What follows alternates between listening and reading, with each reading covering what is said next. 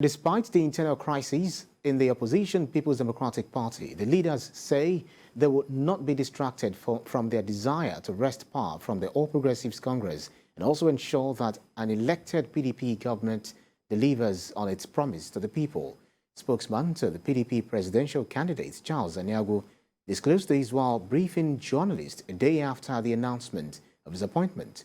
Ikena Amechi reports. The present crisis threatening to tear apart the People's Democratic Party is still a major concern for the leadership of the Nigerian's main opposition party and other party faithful.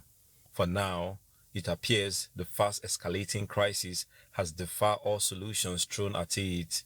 This, to an extent, has delayed the setting up of the party's presidential campaign team. At this press conference by the spokesman of the PDP presidential candidate, who is also the Delta State Commissioner for Information, Charles Aniagwu, says all hands are on deck to resolve the issues. In spite of the fact that they are looking at those issues, they are at the same time not losing sight of the goal. The bigger goal is to rescue Nigeria. And that is why, even while they are trying to resolve those little differences, they are still taking steps to keep their eye on the ball.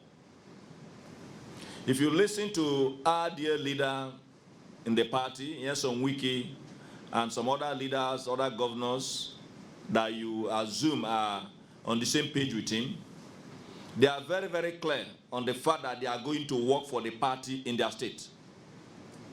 None of them have said they will not work for PDP. The only thing we are managing now is not whether they work for PDP.